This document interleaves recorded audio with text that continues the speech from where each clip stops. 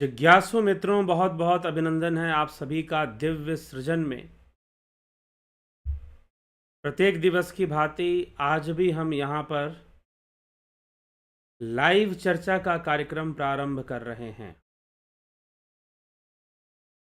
और यह लाइव चर्चा का कार्यक्रम श्रीमद् भगवद गीता पर और एक महत्वपूर्ण विषय पर आज की चर्चा है कि भगवान का जन्म कैसे होता है। तो यह चर्चा इस विषय तक श्री कृष्ण कैसे पहुंचते हैं या अर्जुन कैसे पहुंचता है, इस पर चर्चा की आवश्यकता भगवान श्री कृष्ण को क्यों पड़ती है, ये हम समझने का प्रयास करेंगे। तो शुरू से देखिए, जो चर्चा चल रही है श्रीमद् भगवद गीता की, श्री कृष्ण बोलना शुरू करते हैं, असोच्यान अनवसोचस्त्वं प्रज्ञावादांश्च भाषसे गतासून गतासूनश्च च नानुशोचन्ति पंडिता। तो जो चले गए, जो नहीं गए, किसी के लिए योगी जन या ज्ञानी जन शोक नहीं करते। अर्जुन को यह समझाते हुए चर्चा शुरू होती है। अब भगवान श्री कृष्ण कर्म योग की चर्चा, ज्ञान योग की चर्चा, सांख्य योग, पुनर्जन्म, ऐसे बहुत सारे विषयों पर चर्चा करते हैं। आगे बढ़ते हैं, अर्जुन को कर्म का सिद्धांत समझाते हुए 3 अध्याय कर्म योग नामक अध्याय, फिर योग परंपरा के बारे में 4थे अध्याय के प्रारंभ में योग का प्रारंभ कैसे हुआ, योग परंपरा का प्रारंभ कैसे हुआ, इस विषय में भी समझाते हैं। अब योग परंपरा का प्रारंभ होना, जीव देह धारण करता है और देह का त्याग करता है। जीव देह धारण करता है और देह का त्याग करता है। यह जीव की गति है और फिर पुनः धारण करता है। जिसका जन्म निश्चित उसकी मृत्यु निश्चित, जिसकी मृत्यु निश्चित उसका जन्म भी निश्चित है। कुछ इस प्रकार से भगवान श्री कृष्ण अर्जुन को दूसरे अध्याय में सांख्य योग नामक अध्याय में इन विषयों पर हम चर्चा करते हैं।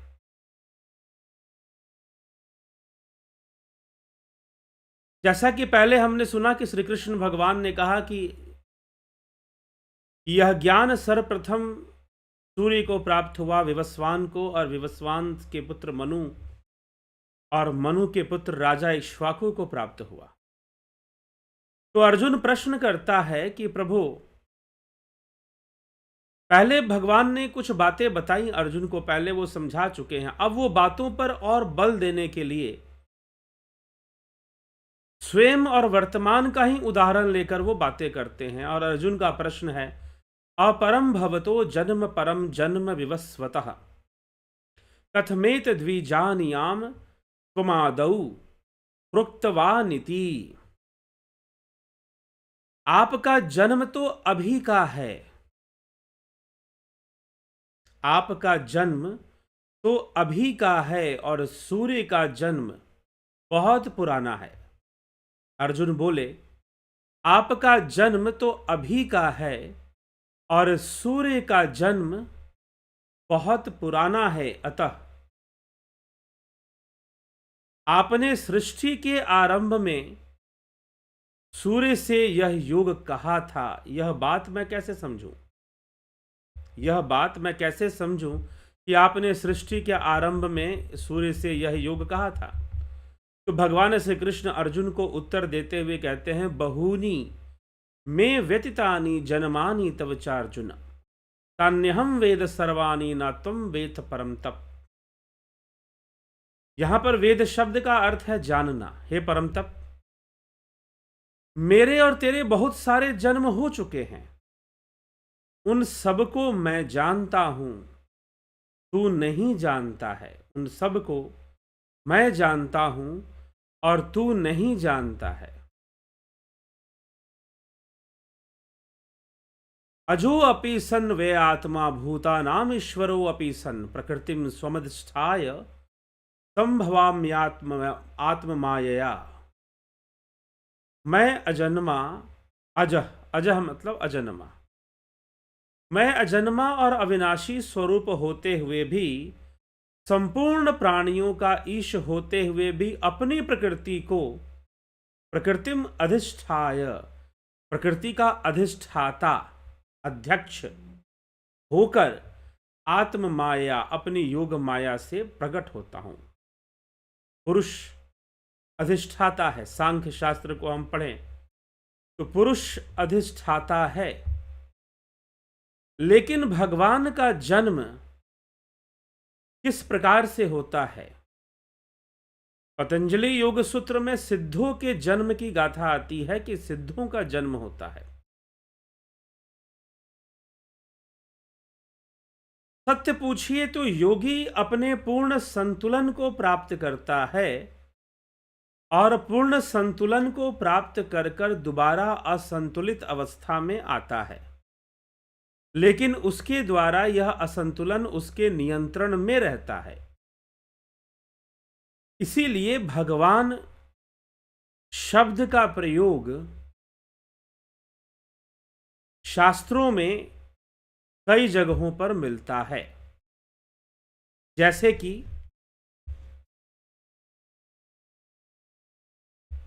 उपनिषदों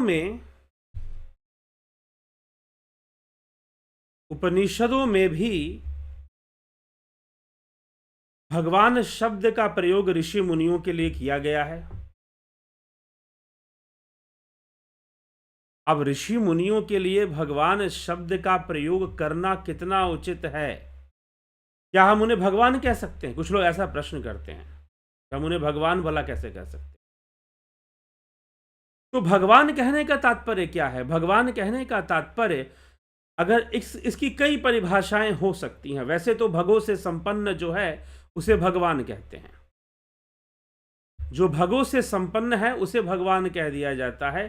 6 प्रकार के भग हमारे शास्त्रों में आदि गुरु शंकराचार्य ने भी 6 प्रकार के भग बताए हैं।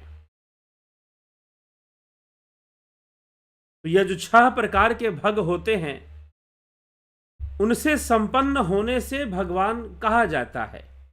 लेकिन 6 प्रकार के भगों से संपन्न होना यह किसके लिए संभव है? यह किसके लिए संभव है? यह उसी के लिए संभव है जो जीवन मुक्त है। जीवन मुक्त है, और जो जीवन मुक्त नहीं है, भला वो 6 भगों से संपन्न कैसे हो सकता है? वो सिद्ध कैसे हो सकता है?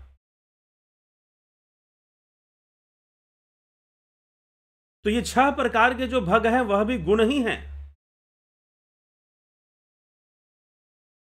ये 6 प्रकार के भग भी गुणों के अंतर्गत ही आते हैं, गुणों से कोई अलग नहीं होते हैं।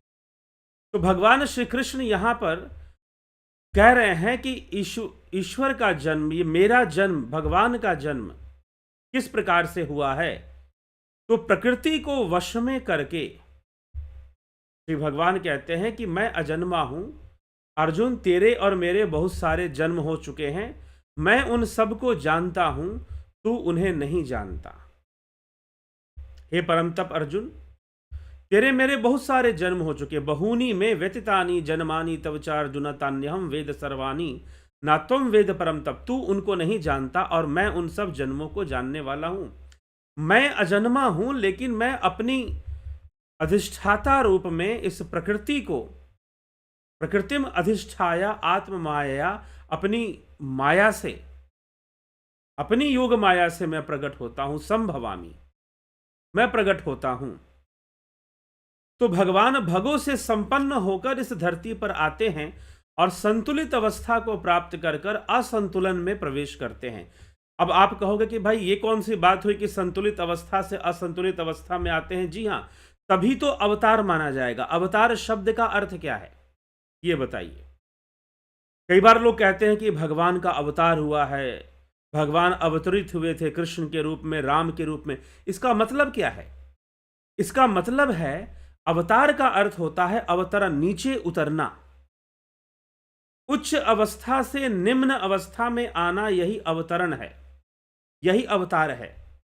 अब हम इसको योग की परिभाषा में अगर हम समझेंगे तो योग का अर्थ क्या है? जो योगी हैं, जो पूर्णता को प्राप्त करने वाले योगी हैं, वो अपने तीनों गुणों को पूर्णतः संतुलित करके निर्वाण पद की ओर अग्रसर होते हैं।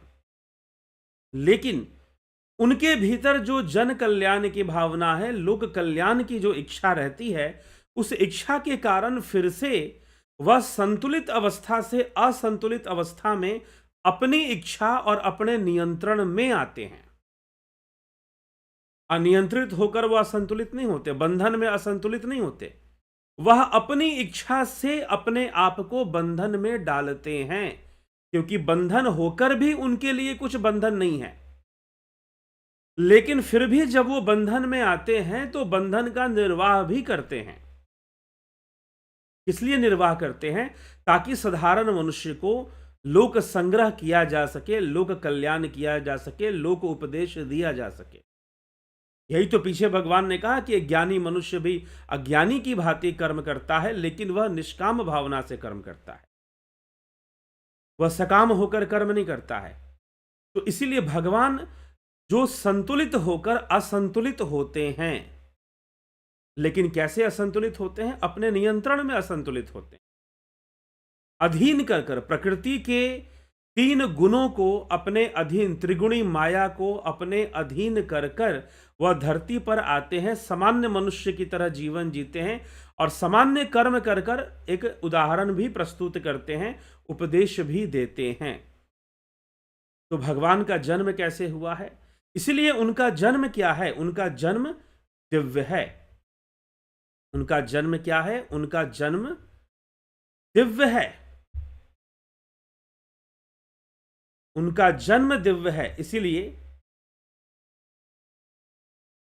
जन्म जो दिव्य है वह दिव्य जन्म, श्री भगवान इस विषय में कहते हैं कि मैं अजन्मा और अविनाशी रूप होकर इस धरती पर शरीर धारण करता हूं। तात्पर्य, श्री कृष्ण भगवान आगे अगले श्लोक में इसी तथ्य को समझाते हुए और इसको विस्तार से विस्तार देते हुए इस विषय को, वह क्या कहते हैं कि मेरा जन्म कर्म दिव्य है। जन्म कर्म च में दिव्यमेवं यो वेति तत्वता त्यक्त्वा पुनर्जन्म नेति मामेति सो अर्जुन।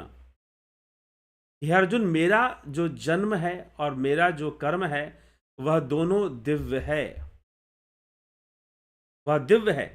इसीलिए यह जो प्रकृति को अधीन कर कर इस धराधाम पर अवतरित होना, उसका उद्देश्य क्या है कि यदा यदा हि धर्मस्य ग्लानिर्भवति भारत अभ्युत्थानम अधर्मस्य तदात्मानं सृजाम्यहम् परित्राणाय साधूनां विनाशाय च दुष्कृताम धर्म संस्थापनार्थाय संभवामि युगे युगे।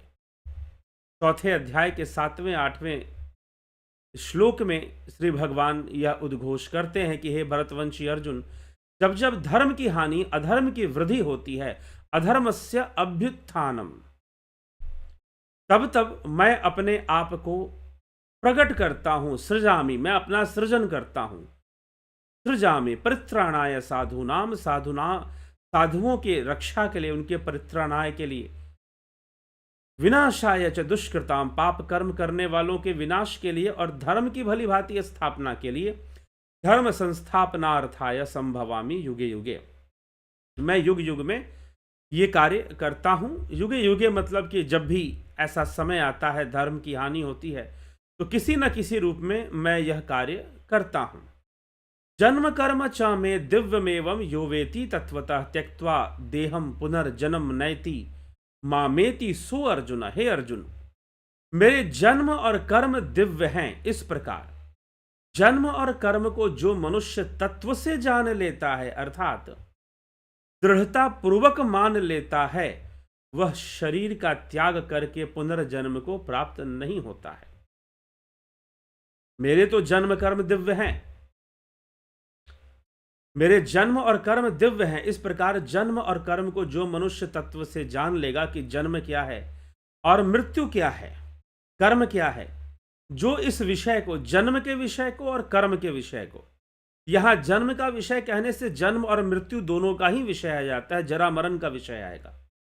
तो जन्म के विषय को और कर्म के विषय को तत्व से जान लेता है, दृढ़ता पूर्वक जान लेता है, मान लेता है, वह शरीर त्याग कर पुनर्जन्म को प्राप्त नहीं होता। त्यक्त्वा देहम पुनर्जन्म नैति मामेति सो अर्जुना, और मुझे, मेरे लिए पुनर्जन्म नहीं होता। क्योंकि पुनर्जन्म किसके लिए होता है? उसके लिए होता है जो कर्म बंधन में है, और श्री भगवान तो अपनी मर्जी से आते हैं। तो अब यहां पर जब भगवान अपनी इच्छा से आते हैं, वैसे ही कुछ योगियों को, जैसे कुछ ऋषि मुनि, पिपलाद ऋषि को प्रश्नोपनिषद में भगवान कहा गया, अगस्त मुनि को भी भगवान, विश्वामित्र को भी भगवान माना गया है। प्रश्न उठता है कि इन ऋषियों को भी भगवान क्यों कहा गया? क्या ये भगवान थे? भगवान तो राम जी थे, कृष्ण जी थे, ये भला भगवान कैसे हो सकते हैं? यह भी तो प्रश्न बनता है ना कि हम ऋषि मुनियों को, लेकिन उपनिषदों में कई ऋषियों के लिए भगवान शब्द का प्रयोग हुआ है, क्योंकि उन्होंने अपने योग बल से 6 भगों को प्राप्त कर लिया। उन्होंने अपने योग बल से 6 भगों को प्राप्त कर लिया। ठीक, तो 6 भगों को प्राप्त कर लेने के कारण वह भी भगवान हो गए, वह भी भग संपन्न हो गए, और भग संपन्न होने से वो भगवान हो गए। तो ऋषि भी भगवान कहे जाते हैं। ये 6 भग होते हैं। वैसे 6 भग जो है, ऐश्वर्य, ब्रह्मचर्य, स्मृति, यश, ज्ञान,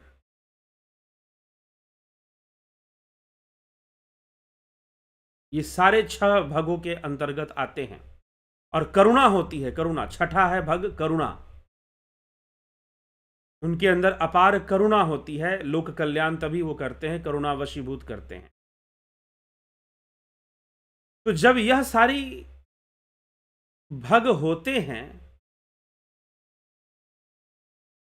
तो भगवान 6 भगों से संपन्न माने गए हैं। तो यह 6 भग होने के कारण ऋषियों को भी भगवान कहा गया। अब अगर हम योग की परिभाषा से इस बात को समझे कि ऋषियों को भगवान, जी हां, वह संतुलित अवस्था को जब प्राप्त कर लेते हैं, जब वह योग मार्ग में इतने आगे बढ़ जाते हैं कि 3 गुणों का नियंत्रण उनके हाथ में आ जाता है। हाथ में आने का मतलब उनकी इच्छा के वशीभूत हो जाता है। उनके विल पावर के अंतर्गत 3 गुणों का कि जो भी 3 गुण हैं, वो सब उनके अंडर में आ जाता है। और जब वह उनके अंतर्गत आ जाता है 3 गुण, तो फिर क्या होता है? 3 गुण उनके अंतर्गत आने के कारण वह भगवान समान ही हो जाते हैं। इस बात को भी भगवान कृष्ण आगे लिख रहे हैं इसी अध्याय में, कि जो योगी इस प्रकार से योग करता है, वो मेरे बराबर हो जाता है, मेरे समान हो जाता है। तो उनको भी भगवान कहा गया, इसी कारण से उनको भगवान कहा गया। आगे के श्लोकों में श्री कृष्ण भगवान इस महारहस्य को भी प्रकट करते हुए दिखाई देते। इसीलिए जब हम गीता पढ़ें तो थोड़ा सा पढ़ते समय समझना चाहिए। अब भगवान ने कहा कि जन्म कर्म के तत्व को जानने वाला, उसके जन्म नहीं होगा, मेरा भी जन्म नहीं होगा। तो आगे भगवान कहते हैं, वीत राग भय क्रोधा मनमया मामुपा आश्रिता पहवो ज्ञान तपसा पूता मद भावमागता। राग भय और क्रोध से सर्वथा रहित मुझमें तल्लीन, तत्व से जानने वाला, मेरे आश्रित ज्ञान रूप तप से पवित्र हुए बहुत से योगी मेरे स्वरूप को प्राप्त हो चुके हैं, अर्थात मेरे जैसे ही बन चुके हैं, अर्थात मेरे जैसे ही बन चुके हैं। तो उन ऋषि मुनियों के लिए विश्वामित्र, अगस्त मुनि, पिपलाद ऋषि, ऐसे कपिल मुनि, कपिल तो चलो खैर अवतारों में गिने जाते हैं, भगवान के 24 अवतार में कपिल अवतार भी एक अवतार है। तो लेकिन जो दूसरे ऋषि मुनि जो जिनकी गिनती अवतारों में नहीं होती, उनको भी भगवान कहा जाता है, क्योंकि वह अपने योग बल से 6 भगों को संपन्न हो गए। इसलिए भगवान ने अपनी चर्चा कर दी कि मेरा जन्म और कर्म दिव्य है। ये दोनों श्लोक एक साथ लिखे हुए हैं। श्रीमद् भगवद गीता में। इसीलिए अन्याय होगा यदि हम इन दोनों को एक साथ ना समझें। पहला क्या है, भगवान अपने बारे में बोल रहे हैं कि जन्म कर्म च में दिव्यमेवं यो वेति तत्वतः त्यक्त्वा देहम पुनर्जन्म नैति मामेति सो अर्जुन, के अर्जुन मेरा जन्म और कर्म दिव्य है, और जो इस जन्म और कर्म को, मेरे जन्म और कर्म को तत्व से जानता है, तत्व से जान लेता है, दृढ़ता पूर्वक जान लेता है, वह शरीर त्याग करके पुनर्जन्म को प्राप्त नहीं होता, मुझे प्राप्त होता है, परमधाम को प्राप्त होता है, मुझे प्राप्त होता है। और ऐसे योगी जो मुझे जान लेते हैं, तत्व से मुझे जान लेते हैं, मेरे जन्म कर्म को जो तत्व से जान लेते हैं, वह योगी कौन है, कैसे हैं, किस प्रकार के हैं? तो वीतराग भय क्रोधा मनमया मामुपाश्रिता बहवो ज्ञान तपसा पूता मद भाव मागता।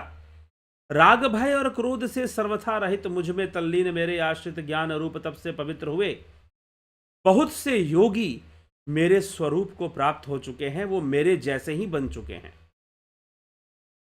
तो जो ईश्वर तुल्य हो गए हैं उनको भी भगवान कहा जाता है। इसलिए कई ऋषि मुनियों और योगियों को भगवान कहा गया है। महर्षि पतंजलि को भी भगवान कहा गया है। नाथ संप्रदाय में मच्छेंद्रनाथ, गुरु मच्छेंद्रनाथ, गुरु गोरखनाथ जी को भी भगवान तुल्य ही माना गया है।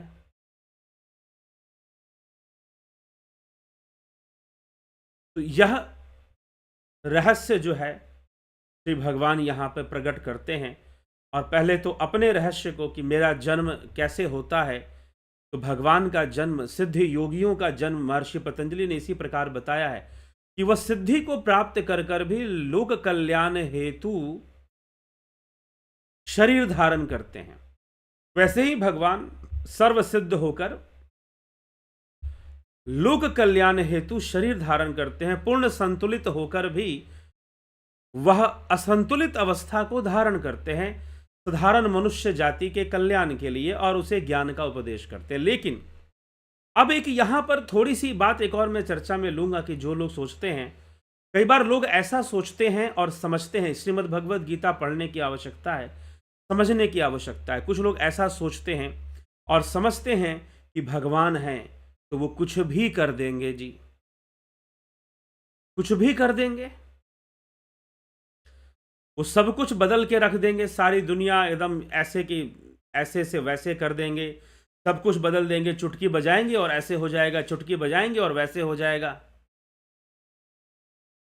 ठीक है, अगर सब कुछ ऐसे और वैसे ही होना होता तो फिर तो प्रकृति के अंदर कोई परिवर्तन आने की क्या आवश्यकता। प्रकृति तो नित्य परिवर्तनशील है, इस परिवर्तन को ही भगवान क्यों नहीं रोक देते। लेकिन आज तक उन्होंने कभी इस परिवर्तन को नहीं रोका कि प्रकृति का परिवर्तन ही रोक दे, नहीं। उल्टा जब वो शरीर धारण करते हैं तो वो ये कह रहे हैं कि भाई मुझे करने योग्य कर्म नहीं है, लेकिन फिर भी मैं कर्म कर रहा हूं, क्योंकि प्रकृति में कर्म होगा ही होगा, नहीं होने का प्रश्न नहीं उठता। तो क्यों नहीं भगवान अपनी प्रकृति को रोक देते हैं और रोक दें ताकि कोई परिवर्तन ना हो, मनुष्य का जीवन ठहर जाए, सुखी है तो हमेशा सुखी ही बना रहे, कोई चीज ना आए, कर्म का सिद्धांत भी खत्म हो जाए। तो मुख्य रूप से जब भी हम भगवान शब्द सुनते हैं या अवतार शब्द सुनते हैं तो हम एक ही कामना करते हैं कि चमत्कार होना चाहिए, चमत्कार होना चाहिए। और हम तथाकथित गुरु से जुड़ते हैं तो वहां भी हम चमत्कार ही ढूंढते हैं, चमत्कार को नमस्कार करते हैं, और जहां चमत्कार हो गया वहां मत्था टेक देते हैं। वहां तो हम समझ लेते हैं कि भाई ये तो कोई परम शक्ति लग रही है, बहुत बड़ी शक्ति लग रही है, ये गुरु जी कोई साधारण नहीं है, बहुत बड़े हैं। लेकिन समय बीतता है, प्रकृति के नियम को सबको पालन करना पड़ता है, चाहे राम आए, चाहे कृष्ण आए, चाहे बुद्ध आए, महावीर आए, चाहे जो आए, उसके सिद्धांत का पालन करना पड़ता है। इसलिए भगवान कभी गलत उपदेश देने नहीं आते, मिसगाइड करने नहीं आते। नहीं तो युद्ध क्या चीज थी, युद्ध तो हो चुका था। अंत में वो अर्जुन को दिखा भी देते हैं, युद्ध तो हो चुका है, तुझे तो बस खड़ा होना है, बस करना है, और तेरे द्वारा ही सब होना है। लेकिन अर्जुन के लिए सबसे अधिक कठिन क्या है? अर्जुन के लिए कठिन युद्ध करना ही तो है। वह युद्ध ही तो नहीं करना चाहता, वह युद्ध में ही संलग्न नहीं होना चाहता। उसके द्वारा युद्ध ना हो, जो होना हो मैं ना करूं, कोई और कर दे। भीष्म पितामह का वध, द्रोणाचार्य का वध अर्जुन के हाथों ना हो। अर्जुन इस कर्म से बचना चाहता है, लेकिन कृष्ण कहते हैं कि कोई उपाय नहीं है। सबसे सुंदर श्लोक दूसरे अध्याय में जब भगवान श्री कृष्ण कहते हैं कि अर्जुन, शरीर को मिलने वाला दुख और शरीर को मिलने वाला सुख यह सब चलायमान है, इसलिए तू इस दुख को सहन कर, इस दुख को सहन कर। भगवान अर्जुन को दुखों से भागना नहीं सिखा रहे हैं, दुखों को सहन करना सिखा रहे हैं। जबकि हम कई बार ये सोचते हैं कि हमें भगवान मिले तो हमारे जीवन की सारी समस्या ही खत्म हो जाए। जब हमें भगवान मिले तो सुदामा जी की तरह हमारा महल खड़ा हो जाए और पूरा भंडार भर जाए, लेकिन पहले सुदामा तो बन लो। सुदामा जी कृष्ण के पास गए तो कुछ मांगने के लिए नहीं गए, जो पहले कुछ ले लिया था उसे वापस करने गए, ना कि मांगने गए कि चलो यही अवसर है। बचपन में खेल कूद में, नासमझी में, मूढ़ता में मैंने लालच के वशीभूत कृष्ण का भोजन भी कर लिया था। जो भोजन कृष्ण के लिए था वो सुदामा जी ने खुद ही खा लिया था, ताकि ये मौका है वापस लौटा कर आते हैं। सुदामा कुछ मांगने नहीं गए थे, वापस लौटाने गए थे, क्योंकि ज्ञानी थे, तत्वज्ञानी थे। जो तत्वज्ञानी हो जाता है और जो प्रकृति के रहस्यों को समझ लेता है, वो इन भावनाओं से ही ऊपर उठ जाता है कि मुझे कुछ मांगना है, कोई भगवान मुझको दे देगा या कोई मुझको दे देगा। नहीं, वो बस अपने कर्म को करने में लगा रहता है, वह वही कर्म योगी बनता है। इसलिए सांख्य योगी स्वभाव से ही कर्म योगी हो जाता है। और भक्त सुदामा वो भली भांति प्रकृति के रहस्यों को जानते हैं, इसलिए वो कुछ मांगने के लिए नहीं जाते हैं। तो सुदामा बनना भी बड़ा कठिन काम है और बड़ा सरल है। सुदामा बनना तब बहुत सरल हो जाता है जब आप प्रकृति के तत्वों को सही सही समझ लेते हैं, सही सही जान लेते हैं, सही सही देख लेते हैं, सही सही समझ लेते हैं। तो फिर कुछ नहीं। यही भगवान कह रहे हैं कि जो जन्म और कर्म के तत्व को जानता है, मुझको तत्व से जानता है और मेरे जन्म और कर्म को तत्व से जानता है, तो उसका दोबारा पुनर्जन्म नहीं होता, वह मुझे ही प्राप्त होता है और वह मेरे तुल्य हो जाता है, मेरे समान हो जाता है। तो जो ऋषि भगवान के समान हो गए या स्वयं भगवान हो गए, ऋषि पिपलाद, विश्वामित्र, अगस्त्य, इन लोगों को भी भगवान कहा गया। इनके साथ भी भगवान शब्द का प्रयोग होता है। तो कुछ भगवान ऐसे हैं जो उतरते हैं, मतलब अवतरित होते हैं। कुछ भगवान ऐसे हैं जो अपने योग बल से भगवान हो जाते हैं, उस अवस्था को प्राप्त कर लेते हैं जो भगों से संपन्न है, ऐश्वर्य से संपन्न है, शक्ति से संपन्न है, ज्ञान से संपन्न है, मुक्ति से संपन्न है। वो जीवन मुक्त लोग होते हैं। उनके लिए प्रकृति का बंधन नहीं होता, वो तो स्वयं ही इस बंधन को स्वीकार करते हैं और अपनी मर्जी से उस बंधन को कभी भी खोलने का सामर्थ्य रखते हैं। तो वो भगवान के समान हो जाते हैं। यही भगवान कहते हैं कि जो मुझे तत्व से जान लेता है, तपस्या से पवित्र कर कर, तप से पवित्र होकर, बड़ा सुंदर यह श्लोक है कि तप से पवित्र होकर वह मेरे समान ही हो जाता है, मेरे बराबर ही हो जाता है। तो एक ही साथ दो दो बहुत बड़े रहस्य। एक तो भगवान ने यह बता दिया कि मेरा जन्म कैसे होता है, मैं कैसे धरती पर आता हूं। दूसरा उन्होंने ये बता दिया कि मेरा जन्म तो ऐसे होता है, वह दिव्य है, जन्म कर्म च में दिव्यमेवं यो वेति तत्वता। तो मेरा जन्म कर्म दिव्य है और जो इस तत्व को जानने वाला है, वीतराग भय क्रोधा मनमया मामुप आश्रिता बहवो ज्ञान तपसा पूता मदभाव मागता। राग भय और क्रोध से सर्वथा रहित मुझ में तल्लीन मेरे आश्रित ज्ञान रूप तप से। ज्ञान तपसा, यहां एक शब्द का प्रयोग हुआ है, बहवो ज्ञान तपसा। ज्ञान रूप तपस्या से पवित्र हुए बहुत से योगी मेरे स्वरूप को प्राप्त हो चुके हैं। तो ये नहीं कह रहे कि हो जाते हैं या हो जाएंगे, हो चुके हैं, हो चुके हैं। तो ऐसे योगियों के लिए भी शास्त्रों ने, उपनिषदों ने भगवान शब्द का प्रयोग किया है। इसीलिए महर्षि पतंजलि, गुरु गोरखनाथ, बुद्ध, महावीर, इन सब को भी भगवान कहा गया। ठीक। तो योग मार्ग क्या है? महर्षि पतंजलि तो कहते हैं कि योग मार्ग तो भगवान बनने की पद्धति है। तो भगवान बनने की पद्धति, भग संपन्न होने की पद्धति, लेकिन भगवान बनने का अर्थ क्या है? कुछ लोग बहुत विचित्र ढंग से बातों को समझते हैं, सुनते हैं, और कई बार मिसकॉन्सेप्शंस होती हैं जिसके कारण बहुत समस्या हो जाती है।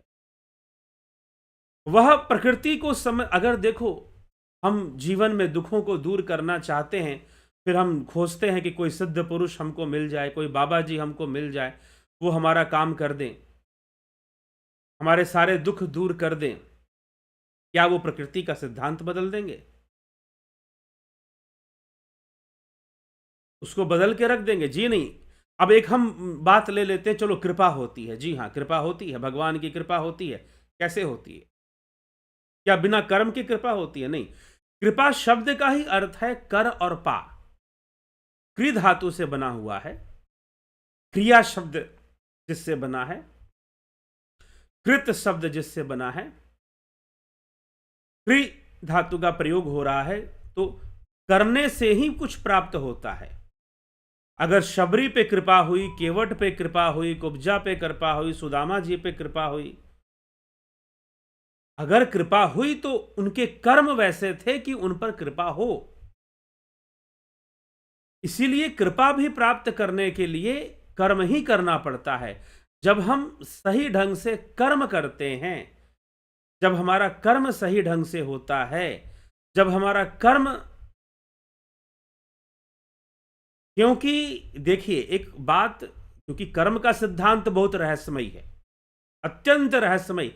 इसीलिए सूरदास जी की वाणी आती है कि उधो कर्मण की गति न्यारी, मूर्ख राजा राज करत है, पंडित फिरत भिखारी, उधो कर्मण की गति न्यारी। कर्मों की गति बड़ी न्यारी होती है जी।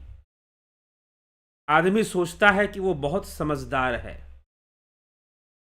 और कई बार वो बहुत समझदार बनने में, क्योंकि कर्म ऐसे बंधन डालते हैं, ऐसे बंधन डालते हैं कि कौन सा दुख कौन किस तरह से सामने आएगा बताना मुश्किल होता है।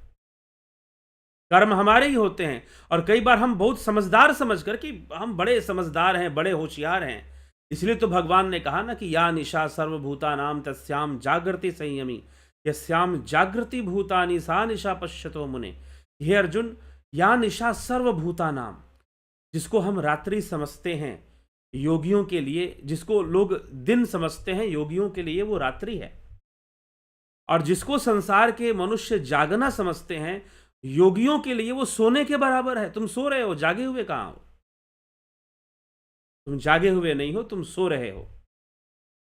तो वो सोने के बराबर है कि व्यक्ति सो रहा है, जागा हुआ कहां है?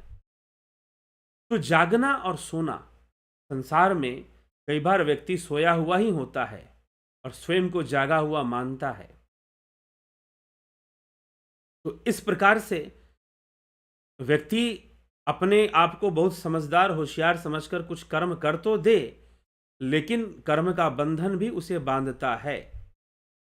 प्रश्न है कि अगर उसका कर्म कर्तव्य रूप में नहीं है, निष्काम रूप में नहीं है, तो निश्चय ही वो बहुत बड़ा बंधन के रूप में प्रस्तुत हो जाएगा और जीवन में कोई ना कोई कष्ट और दुख लाएगा। जीवन में कोई ना कोई कष्ट और दुख वो लेकर ही आएगा। ठीक। तो इसलिए हमें यह सब बात समझने की आवश्यकता है।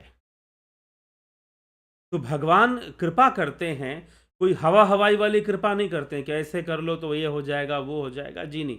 कृपा भी होती है तो व्यक्ति के कर्म के आधार पर ही होती है कि उसने कौन सा कर्म किस भावना से कैसे किया है। कर्म का स्वरूप भी महत्व नहीं होता, कर्म की भावना ही महत्वपूर्ण होती है, नियत ही महत्वपूर्ण होती है। ये तो भगवान तो कहते हैं कि अज्ञानियों के द्वारा किए गए सांसारिक कर्मों को एक ज्ञानी व्यक्ति भी करता है, लेकिन वह निष्काम भाव से करता है, आसक्त होकर नहीं करता। और अज्ञानी आसक्त होकर करता है, फल की कामना से करता है, दुखी भी होता है, रोता भी है फल की कामना से। ठीक। तो हमें यह बात समझ लेने की आवश्यकता है। इस आधार पर कृपा की चर्चा होती है, तो भगवान कृपा करेंगे तो कोई चमत्कार की तरह नहीं करेंगे। आप समझो, श्री कृष्ण भगवान अर्जुन को प्रकृति के गूढ़ रहस्यों को समझा रहे हैं, और हमें भी समझने की आवश्यकता। वो स्वयं को इस प्रकार से बताते हुए भी कि मेरा जन्म कर्म दिव्य है, तो फिर भगवान आप ही युद्ध लड़ लो, फिर सारा खत्म कर दो, एक हाथ उठाओ और सब हो जाएगा, क्या दिक्कत है, सारा युद्ध वहीं पर सलट जाएगा। युद्ध करने की ही क्या आवश्यकता जब भगवान साक्षात हैं ही नहीं। यही समझने की आवश्यकता है कि जब योगी पुरुष, अवतारी पुरुष धरती पर आते हैं, हमें मार्ग देते हैं, हमें रास्ता देते हैं, हमें मार्ग देते हैं कि हमें जीवन किस ढंग से जीना है, कैसे ज्ञान को समझना है, कैसे प्रकृति को समझना है। ये नहीं कि वो चुटकी बजाकर हमें मोक्ष दे देंगे तो चुटकी बजाकर हमें मुक्ति दे देंगे, नहीं। अगर ऐसा होता तो आदि गुरु शंकराचार्य भी भगवान उनको आदि गुरु शंकराचार्य के साथ भी भगवान शब्द जुड़ता है।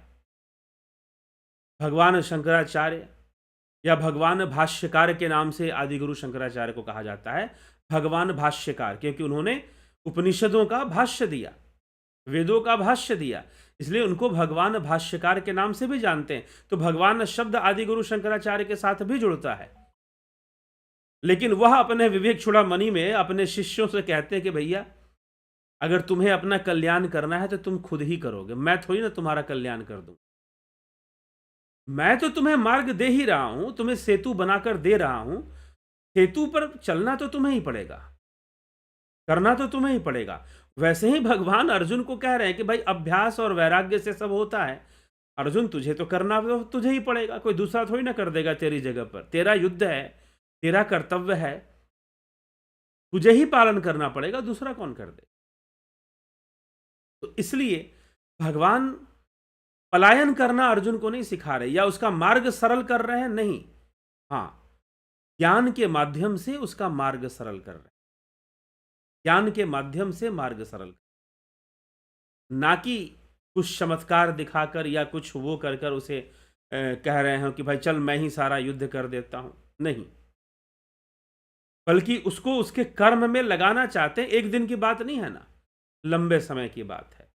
इसलिए पीछे मैंने एक वीडियो 1-2 साल पहले मैंने किया था आप लोग के सामने, कल की अवतार कब होगा। कुछ लोग अपने आप को कल की अवतार की घोषणा कर देते हैं, और कुछ ऐसे हैं जो कल की अवतार की प्रतीक्षा में लगे हुए हैं।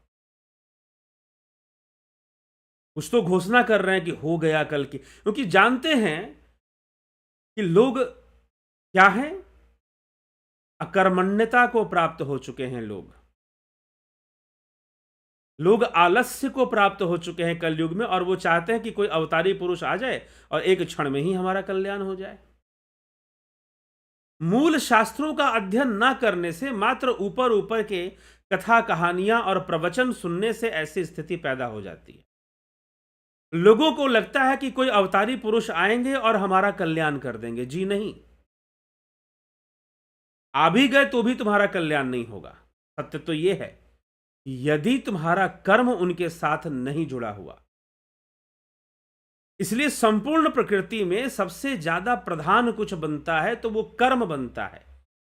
और मीमांसकों ने, मीमांसा आचार्यों ने सबसे अधिक इसी बात पर जोर दिया कि कर्म ही सर्वोपरि है, चाहे भगवान आ जाए, देवता आ जाए, कोई भी आ जाए, कर्म ही सर्वोपरि रहेगा। तो मीमांसा आचार्यों ने या मीमांसा शास्त्र ने, जैमिनी ऋषिकृत मीमांसा शास्त्र ने कर्म को ही सर्वोपरि माना है। कोई भगवान आ जाए, आपके कर्म के ऊपर देने की क्षमता उसके अंदर नहीं है। कोई गुरु आ जाए, आपके कर्म के ऊपर देने की क्षमता उसके अंदर नहीं है। ये ध्यान रखिएगा। अगर वो कुछ देना भी चाहता है तो आपको पहले कर्म में लगाएगा, सेवा में लगाएगा, तभी आपके ऊपर कृपा कर पाएगा, नहीं तो नहीं कर पाएगा। संभव नहीं है ये कि कर्म का सिद्धांत, कोई भी देवता, कोई भी अवतारी पुरुष, कोई भी गुरु कर्म सिद्धांत का खंडन कर कर कुछ नहीं कर सकते इस प्रकृति में।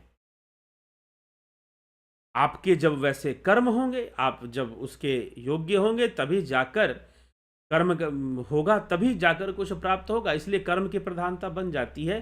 तो भगवान कल की अवतार आएंगे नहीं आएंगे, अरे भाई आप अब भगवान कृष्ण तो द्वापर में थे, लेकिन मीराबाई तो कलयुग में हुई, सूरदास जी कलयुग में हुए। लेकिन कृष्ण आ जाते थे मीराबाई के लिए, कृष्ण आ जाते थे सुदामा के लिए, क्षमा करें सूरदास जी के लिए, कलयुग में हुए। मीराबाई कलयुग में हुई, कृष्ण द्वापर में हुए, तो कैसे आ गए? यदि आपका कर्म है, यदि आपके अंदर भाव बल है और आपका कर्म है, तो आपको किसी अवतार की प्रतीक्षा करने की आवश्यकता नहीं है कि कोई अवतार आएगा, आपके लिए विशेष रूप से आ जाएगा। जैसे प्रहलाद के लिए नृसिंह अवतार हो गया, ठीक। तो जो लोग अवतार की प्रतीक्षा में लगे हुए कि कल की अवतार आ जाएंगे या वो अवतार आ जाएंगे, उससे बड़ी मूर्खता कुछ नहीं है। वो शास्त्र विरुद्ध कर्म कर रहे हैं आप। और जो ये घोषणा करने में लगे हुए हैं कि भाई कल की अवतार हो चुका है, हमारे ही गुरु जी कल की हैं, हमारे ही ये कल की अवतार हैं, वो और भी भटकाने में लगे हुए हैं समाज को। आप अपनी कमजोरियों से ऊपर उठिए, कमजोरियों से ऊपर उठिए और प्रकृति के रहस्य को समझिए, उस महान रहस्य को समझिए जो श्री कृष्ण अर्जुन को समझा रहे हैं। अगर वो बात समझ में आ जाती है तो किसी अवतार की प्रतीक्षा करने की आवश्यकता नहीं कि कल की अवतार आ जाएंगे या कोई शक्ति आ जाएगी। नहीं, आप अपना कर्म कीजिए, आप अपना योग कीजिए। नित्य अवतार तो हमेशा इस धरती पर रहते हैं। अवतार भी 3 प्रकार के होते हैं, नित्य, निमित्त और आवेश। तो हमेशा ही इस धरती पर रहते हैं। क्या आप उन्हें ढूंढ पाए कि जो कल्कि का ढूंढने लगे हो? कर्म की प्रधानता होती है। यदि आप कर्म के प्रधानता को लेकर नहीं चलेंगे तो स्वयं राम आ जाए, कृष्ण आ जाए, आपका कुछ नहीं होने वाला। इसीलिए कर्म, कर्म की प्रधानता ही सर्वोपरि है। कर्म को लेकर चलिए, आपके लिए कल्कि भी आ जाएंगे, आपके लिए रामकृष्ण भी आ जाएंगे, दोबारा आ जाएंगे। पहले एक बार हो गए तो दोबारा आ जाएंगे, क्या दिक्कत है? आपकी तपस्या में वो बल है, आपके कर्म में वो बल है, या फिर आपका कर्म योग उतना बड़ा है। अब भगवान कृष्ण ही मान लो आए, तो कृष्ण कहते हैं कि कृष्ण चले गए, मिथिला में गए राजा जनक के दर्शन करने के लिए। अब ये क्या बात हुई? भाई भगवान से बड़ा क्या राजा जनक हो गए? और मिथिला में एक ब्राह्मण देवता थे जो गरीब थे, और जनक एक राजा थे, लेकिन दोनों महान कर्मयोगी थे। उन दोनों के दर्शन करने के लिए कृष्ण मिथिला नगरी में जाते हैं। श्रीमद् भागवत महापुराण में एक कथा आती है। अब कृष्ण किसी के दर्शन के लिए जाए, ये कौन सी बात हुई भाई? सारी दुनिया उनके दर्शन करना चाहती है और वो किसी के दर्शन के लिए जा रहे हैं, तो वो कर्म योगी हैं जिनके दर्शन के लिए कृष्ण जा रहे हैं। एक ब्राह्मण और एक राजा, एक गरीब और एक अमीर, लेकिन दोनों कर्मयोगी, दोनों निष्काम कर्म से परिपूर्ण, तो उनके दर्शनार्थ श्री कृष्ण जाते हैं। ऐसा वर्णन भी आता है। तो आपके कर्म, दुर्योधन के मेवा त्यागो साग विदुर घर खाई, ठीक। आपकी भावनाएं, आपकी नीयत, आपके अंदर कितनी, कैसी पवित्र नीयत है, भावना है, इन सब पर निर्भर करता है। अगर उसमें बल है तो कल की अभी अवतरित हो जाएंगे, राम अभी फिर से लौट के आ जाएंगे, कृष्ण फिर से आ जाएंगे। नहीं तो अगर आप तत्व से जान लेते हैं तो भगवान तो कहते हैं कि वो मेरे बराबर हो जाएगा भाई, मुझे उसके लिए आना क्या है, मैं उसके दर्शन करने आ जाऊंगा। फिर जैसे कि कृष्ण राजा जनक के दर्शन करने मिथिला नगरी चले गए, वो स्वयं भगवान के समतुल्य हो जाएगा जो उनके जन्म कर्म को और भगवान को तत्व से जान लेता है। और ज्ञान तपस्या से, ज्ञान तपसा पवित्रम, जो ज्ञान तप से पवित्र हो रखा है वह उनके तुल्य हो जाता है, वह भगवान ही हो जाता है। यह श्री कृष्ण समझाने में लगे हैं। इसीलिए यदा यदा हि धर्मस्य ग्लानिर्भवति भारत अभ्युत्थानम अधर्मस्य तदात्मानं सृजाम्यहम् परित्राणाय साधूनां विनाशाय च दुष्कृतां धर्म संस्थापनार्थाय संभवामि युगे युगे। श्री भगवान कहते हैं कि युग युग में यह तो सिद्धांत है। यहाँ पर भगवान ने एक सिद्धांत प्रस्तुत किया है कि जब भी प्रकृति का संतुलन बिगड़ेगा, असंतुलन बढ़ेगा, अधर्म बढ़ने से असंतुलन बढ़ेगा, तो संतुलन को बनाने के लिए कोई ना कोई तो आएगा ही आएगा। यह एक प्राकृतिक सिद्धांत है, आप ऐसा समझिए। यह होगा ही होगा, नहीं होने का प्रश्न नहीं उठता। लेकिन विडंबना समाज की यह है कि अब भागवत महापुराण में वर्णन या फिर है कि भाई किसी दूसरे शास्त्र में कल की अवतार होगा, कल की अवतार होगा, तो अब कुछ लोग तो घोषणा कर दे रहे हैं कि हम ही कल की अवतार है। उनका चेलों का समाज जो है मार्केटिंग कर रहा है कि हमारे गुरुजी कल की अवतार है। ठीक है, तो ना तो ये घोषणा का विषय है और ना ही आ जाओ शरण में आ जाओ, सभी शरण में आ जाओ, महाप्रलय। कुछ संस्थाएं ऐसी हैं जो बता रही हैं कि सन 2036 में सारी दुनिया खत्म हो जाएगी, महाप्रलय आने वाला है, सब कुछ बदल जाए। कोई कुछ कभी कभी हम पूछ देंगे तो बोलेंगे नहीं, महाप्रलय नहीं, युग परिवर्तन हो जाएगा, तो एक ही साल में हो जाएगा या कैसे हो, जो भी हो, उत्तर देने के तर्कों की कमी नहीं है। लेकिन आप ऊपर ऊपर से जो बातें कर रहे हो वो तो वही है 2036। आप एक काउंटिंग तो दे ही रहे हो, कम से कम एक फिक्स टाइम तो दे ही रहे हो, तो वहीं पे मामला गड़बड़ हो जाता है। तो हमारी संस्था से जुड़ जाओ, जुड़ जाओ, हमारी संस्था से जुड़ जाओ हमसे। यह समझाने में लोग लगे रहते हैं, नहीं तो दुनिया खत्म होने वाली है, ये खत्म होने वाला है। एक बार अच्छे से शास्त्रों को समझने की जरूरत है, एक बार अच्छे से शास्त्र अध्ययन की आवश्यकता है। और जब अच्छे से जब शास्त्र अध्ययन होगा तो ये सारे प्रश्नों का उत्तर मिल जाएगा। फिर कोई कल की अवतार अपने आप को कल की अवतार बनाकर हमें बहकाने की कोशिश करे, बहलाने की कोशिश करे, फुसलाने की कोशिश करे, ऐसा नहीं हो पाएगा फिर। इसलिए जरूरी है श्रीमद् भगवद गीता को समझना, शास्त्रों को सही ढंग से समझना। और भगवान तो यह भी कह रहे हैं कि जो मुझे तत्व से जान लेता है, जो प्रकृति के तत्वों को जान लेता है, मेरे जन्म और कर्म को तत्व से जान लेता है, ज्ञान तपस्या से पवित्र हुआ योगी मेरे समान हो जाता है, वो स्वयं भगवान बन जाता है।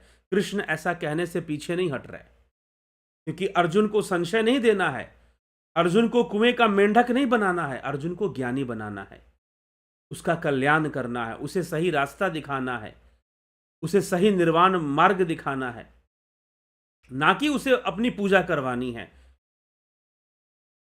इसलिए सही मार्ग और सही तथ्य भगवान श्री कृष्ण अर्जुन के समक्ष रख रहे हैं और उसे आश्रय भी दे रहे हैं, उसे शरण भी दे रहे हैं कि तू मेरी शरण में आ। तो चलिए इसी के साथ आगे बढ़ते हैं। और फिलॉसफी का कोर्स 11 जनवरी से शुरू होगा। 900 रुपये में इस कोर्स की ज्वाइनिंग है, आप इसे ज्वाइन कर सकते हैं। 11 जनवरी से इस कोर्स को हम शुरू कर देंगे। ठीक है, तो आइए आगे आपकी टिप्पणियों को भी देख लेते हैं कि कौन क्या कहता है। जाते जाते इस पर भी चर्चा कर लिया जाए। शिखर शर्मा जी, विक्रम सिंह जी, गंभीर शाह जी, नवजोत नाथ जी, शंकर प्रसाद जी, माई हम्बल प्रणाम to for your wonderful explanation provided in every topic. ठीक है, बहुत अभिनंदन। घनश्याम सरोदे जी, योगेंद्र पंडित, अवधेश कुमार, बिमला शाह, राजू पाल, पवन कुमार गुप्ता, मनीषा गर्ग जी, बहुत अभिनंदन है। What will be WhatsApp for USA? USA के लिए व्हाट्सएप क्या होगा? व्हाट्सएप नंबर तो सेम ही होगा, ठीक है, सेम व्हाट्सएप नंबर है 9661802459। आप किसके कौन से यूएसए, आप मेरे लिए अगर आप यूएसए में रहती हैं तो मेरा व्हाट्सएप नंबर तो वही रहेगा। अगर मैं कभी यूएसए जाता हूं, अगर मेरा यूएसए जाना होता है तो फिर उसमें जो है व्हाट्सएप नंबर वो उस समय आप कभी पता कर लीजिएगा। ठीक है, अभी तो कोई ऐसी कोई योजना प्लान नहीं है। ठीक, एक त्यागी, ये कोरोना बीच बीच में कुछ न्यूज़ आ जाती है, बहुत सारे लोग अब बोल रहे हैं कि नहीं, ये कोरोना का न्यूज़ बहुत सही नहीं है, इंडियन मीडिया डरा रही है। डरा भी रही होगी भैया, इंडियन मीडिया का कुछ नहीं कहा जा सकता, ठीक है। मीडिया नामक शायद, अब क्या कहा जाए, कुछ ना ही कहें तो ठीक है, लेकिन सब जानते हैं। अपना ख्याल रखें। न्यूज़ आती है, अचानक गायब भी हो जाती है न्यूज़। आज सुना रहे हैं, कल सुनाना बंद कर देंगे। कौन सी बात को कैसे सुना देंगे, किसको बदनाम कर देंगे, किसको नाम दे देंगे, इन लोगों का कोई हिसाब किताब नहीं होता है, ठीक है। तो आप अपना ख्याल जरूर रखें। अगर न्यूज़ आ रही है तो आप अपना ख्याल रखिए, ठीक। न्यूज़ आ रही है तो कुछ ना कुछ तो होगा, थोड़ा बहुत, बहुत ज़्यादा ना हो, कुछ ना कुछ तो होगा। ए.के. त्यागी जी, गोविंद प्रसाद नीमा, विनोद के सूद, अनिल सोनी, रूपलाल विश्वकर्मा, विष्णुचंद्र मौर्य, रतन सिंह, बबीता धीमान, उषा श्रीवास्तव जी, नरसा राम जी, अवनी प्रधान जी, संतोष कुमार, चितरंजन बरुआ, श्वेता राय सिन्हा जी, सविता नायक जी, राम निवास मीना, अर्जुन भाई चौहान, राम विलास जी, अमन कक्कर, राकेश गुप्ता जी, मानवेंद्र सिंह जी, बहुत अभिनंदन है मानवेंद्र सिंह जी आपका। पंकज सोनी जी, श्वेता कुमारी जी, किशोर वैद्य जी। सर, बौद्ध दर्शन पर कोर्स बहुत उत्तम चल रहा है, क्या जैन दर्शन पर थोड़ा सा व्याख्यान देंगे? वो तो मिलेगा, कोर्स में मिलेगा। ये तो कोर्स है ना, फिलॉसफी कोर्स के अंदर ये कार्यक्रम चल रहा है बौद्ध दर्शन का। तो जैन दर्शन पर भी, बौद्ध दर्शन जब पूरा हो जाएगा तो उसके आगे जैन दर्शन पर भी चर्चा मिलेगी, ठीक है। अरुण पंडित जी, विकासानंद शर्मा जी, राकेश मराठे, प्रथमेश नूतन भट्ट जी, दीपक शर्मा,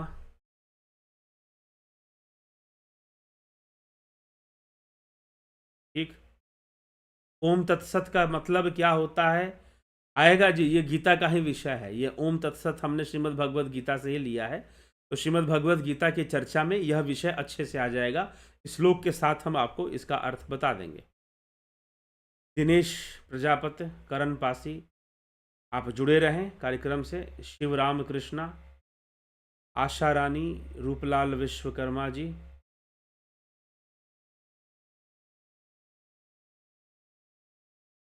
हाँ यही है। ऐश्वर्य है, ठीक। ब्रह्मचर्य है, यश है, श्री है, ज्ञान है, वैराग्य है। अलग अलग ढंग से लिखा गया है यहाँ पर। एक बात, ये जो 6 भग है ना, अलग अलग ढंग से कई जगहों पर प्राप्त होते हैं, आपको बता दें, ठीक है। एक जगह पर 6 भगों को लिखा गया है, पूर्ण ज्ञान, पूर्ण बल, पूर्ण धन, पूर्ण यश, पूर्ण सौंदर्य, पूर्ण त्याग। यह भी 6 भग बताए गए हैं, ठीक है। तो विद्वानों ने इसे अलग अलग ढंग से 6 भगों को दिया है।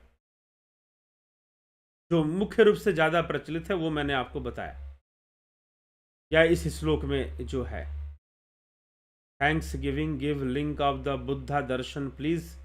वो लिंक, कोर्स ज्वाइन करना पड़ेगा आपको, तो आपको मिलेगा। कंप्लीट फिलॉसफी कोर्स का आपको फिर मिलेगा।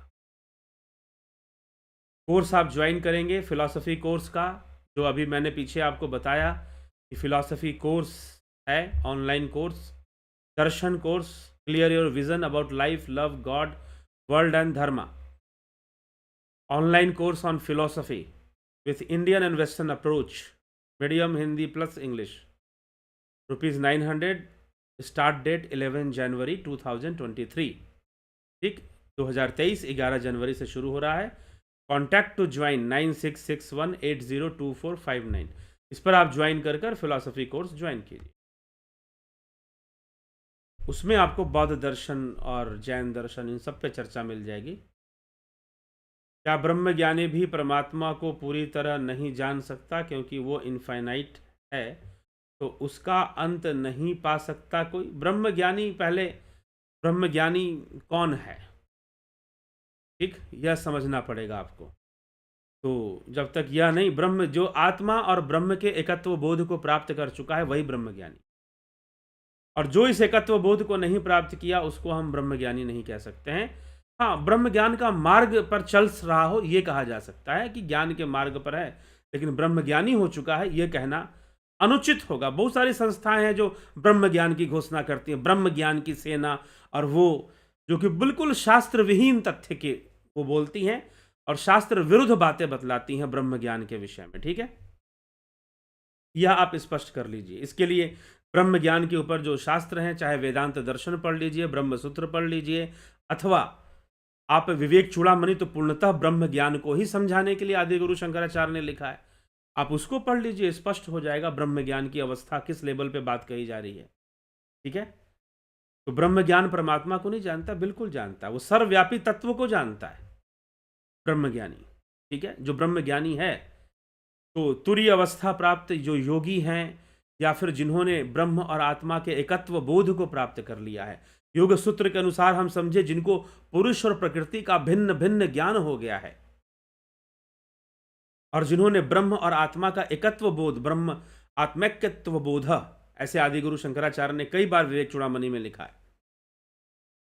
तो उस ब्रह्म ज्ञान की अवस्था को पहले स्पष्ट करना चाहिए, ठीक, तब जाकर कोई ब्रह्म ज्ञानी कहा जा सकता है। तो ये है धर्म की स्थापना से क्या अर्थ है, क्योंकि श्री कृष्ण के समय भी अधर्म हो रहा था, श्री कृष्ण के जाते ही कलयुगी अधर्म शुरू हो गया, लोग धार्मिकता त्यागने लगे और ज़्यादा भ्रष्ट होने लगे। कृष्ण ने तो धर्म की स्थापना की ना, कृष्ण के जाने के बाद कलयुग का प्रारंभ माना जाता है, या उस काल से कलयुग का, यह तो एक युग परिवर्तन का एक सिद्धांत है।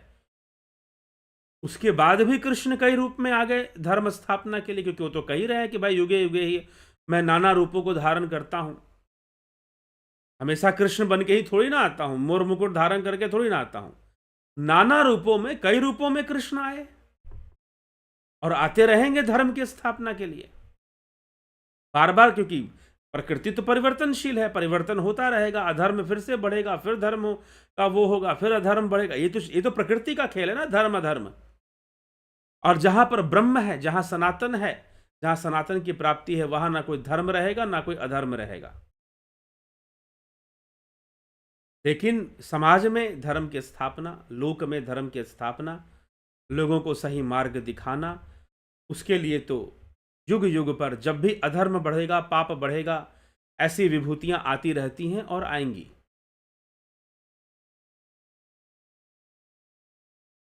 Will there be any video on Sikhism? क्या वीडियो ऑन सिखिज्म का मतलब क्या है? बेसिक जो थॉट है सिखिज्म का, वो उपनिषद थॉट है। ठीक है, उपनिषद बेस्ड जो विचारधारा है वही सिखिज्म में डोमिनेंट है, आप ये समझ लो। इसलिए सिखिज्म कोई स्पेशल फिलोसफिकल मूवमेंट नहीं था, आप ये समझिएगा। Sikhism was not a special philosophical movement, Sikhism जो था वो एक सोशल मूवमेंट था, ना कि फिलोसफिकल मूवमेंट था। इस डिफरेंस को समझना है। इसलिए सिखिज्म को बहुत ज़्यादा फिलोसफिकली नहीं वो दिया जाता है फिलोसफी बुक्स में। हाँ ठीक है, फिलोसफी है, हम कह सकते हैं गुरबानी की एक फिलोसफी है, तो कबीर की फिलोसफी, गुरबानी के अंदर जो है आपको 60% जो पार्ट है वो कबीर का है, संत कबीर की वाणी है उसमें। तो गुरबानी का जो बात है, इसलिए, और जो भी बातें हैं वो वैदिक उपनिषद से लेकर, जिसके मुख्य रूप से इन संपूर्ण के जो सूत्रधार माने हम, तो आदिगुरु शंकराचार्य, रामानुजाचार्य, इन लोगों की जो विचारधारा थी, उन्हीं विचारधाराओं के आधार पर चीज़ें आगे बढ़ी हैं। और उसी परंपरा में ही रामानंदी परंपरा, जिसको हम बोलते हैं, जो कि रामानुजी परंपरा से रामानंदी परंपरा, और उसमें कबीर, गुरु नानक और बहुत सारे संत हुए, बाद में मीराबाई हुई, ऐसे कई सिद्ध पुरुष संत हुए, तो उसी में चले। तो वो कोई डिफरेंट फिलॉसफी प्रपोज कर रहे हों ऐसा नहीं है, या डिफरेंट वे में कर रहे हों ऐसा नहीं। ठीक है, पहले तो हमें ये समझना चाहिए। तो इसलिए Sikhism is not a different philosophy, और कोई फिलॉसफिकल कॉन्ट्राडिक्शन सिखिज्म के साथ भी नहीं है, ये भी आप समझ लो कि कोई फिलॉसफिकल कॉन्ट्राडिक्शन भी सिखिज्म के साथ नहीं दिखाई देता है। हाँ हाँ, पॉलिटिकल दिखाई देता है, सोशल दिखाई देता है, वो एक अलग बात है, ठीक। लेकिन फिलॉसफिकल कॉन्ट्राडिक्शन सिखिज्म के साथ नहीं दिखाई देता। तो ये है रामविलास जी, कमलेश कसेरा जी, दया राणे जी, सुभाष लांडे जी, हीरालाल यादव, शंकर प्रसाद। हाँ, okay, thanks, then separate video is no special separate video is needed when the contemporary philosophy will be discussed, in that it will be included. Contemporary philosophy, जब हम फिलॉसफी के कोर्स में जब हम कंटेम्प्रेरी फिलॉसफी पर आएंगे, क्योंकि वो मॉडर्न और कंटेम्प्रेरी के अंतर्गत ही आएगा, वो मॉडर्न फिलॉसफर के अंतर्गत आएगा वो, तो सिखिज्म जो है, तो जब आएगा तो उसमें हम उसको हम कवर करेंगे, उसमें हम लेकर कवर करेंगे। लेकिन कुछ भी उस कंप्लीट कंटेम्प्रेरी फिलॉसफर में जो है वो भक्ति क्रांति ही ज़्यादा डोमिनेंट है, और उसमें कोई बहुत ज़्यादा फिलोसफिकल रिवॉल्यूशन, जो कोई ऐसा आइडिया जो बहुत ज़्यादा, जैसे कि बुद्ध का अपना एक आइडिया था जिसने एक फिलोसफिकल रिवॉल्यूशन लाया, ठीक है, तो कुछ ऐसा आइडिया डेवलप हो रहा हो, वो बहुत ज़्यादा नहीं था, वो बेसिक था। उसमें रामानुजाचार्य, आदिगुरु शंकराचार्य, माधवाचार्य, वल्लभाचार्य, रामानंद, इन्हीं लोग का जो थॉट था, उसमें थोड़ा थोड़ा का डिफरेंस ये लोग करते हैं। तो जब हम वेदांत को पढ़ेंगे, ब्रांचेस ऑफ वेदांता, उसमें ये सारी चीज़ें कवर होती हैं, ठीक है।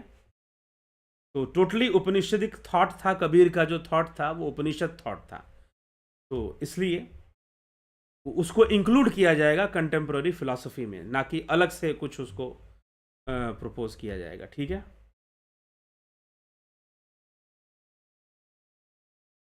एक कल्प में 1000 महायुग होते हैं, भगवान मीरा के लिए गिरधर गोपाल, राधा के लिए कृष्ण, तुलसीदास के लिए राम के रूप में आते हैं, उनकी जैसी भावना थी वैसे आते थे, ठीक है।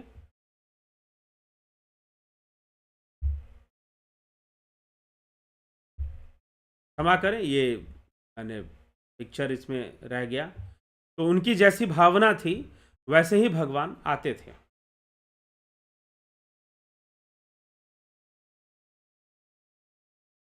यह विषय है, ठीक है। तो वो जिस रूप में अपने इष्ट को स्वीकार करते थे, जिस रूप में उनके इष्ट होते थे, उसी रूप में उनको दर्शन प्राप्त होते थे, ये हम कह सकते हैं। ये भाव का विषय है, भक्ति का विषय है। इसको भी समझना चाहते हैं, भक्ति क्रांति को आप समझना चाहते हैं, तो भक्ति की फिलॉसफी और भक्ति की भी हम इसको लेंगे फिलॉसफी के कोर्स में। तो कोर्स ज्वाइन कीजिए, बहुत सारे गूढ़ जो तथ्य हैं आपको पता चलेंगे। अगर फिलॉसफी का कोर्स आप ज्वाइन करते हैं तो अत्यधिक आप लाभान्वित होंगे। तो और इसीलिए इसका दाम भी कम हम रखने का कोशिश किए हैं, ओनली 900 रुपीज़ में यह कोर्स आपको मिल रहा है। बाकी जितने भी कोर्स है वो 2000 रुपीज़ में, ध्यान योग, प्राकृतिक चिकित्सा का कोर्स, ठीक है, लेकिन इसको कम में इसी कारण से रखा गया है। आप इसका लाभ उठाने से पीछे ना हटें, अवश्य लाभ उठाएं। तो इसी के साथ हम जो है विराम देंगे और कल फिर मिलेंगे 9 PM लाइव चर्चा में, ठीक है। बहुत आभार आप सभी का, और ठंड बढ़ गई है, अपना ध्यान रखें। उत्तर भारत में, मुंबई में तो ठंड नहीं है अभी, ठीक है, मुंबई में ठंड नहीं है। पीछे मैं यात्रा पर गया था जगन्नाथपुरी, उधर भी ठंड नहीं थी उतनी, और दक्षिण भारत के कई क्षेत्रों में वैसी ठंड तो नहीं होगी, मौसम अच्छा ही होगा। लेकिन उत्तरी क्षेत्र में जो कि हिमालय के साथ लगते हैं, उन सभी राज्यों में, बिहार, उत्तर प्रदेश और राजस्थान, पंजाब, दिल्ली, सभी क्षेत्रों में ठंड बढ़ चुकी है काफ़ी। तो अपना ख्याल रखें, अपना ध्यान रखें, ठीक है। चलिए, तो इसी के साथ विराम देते हैं, कल फिर मिलते हैं 9 PM लाइव चर्चा में।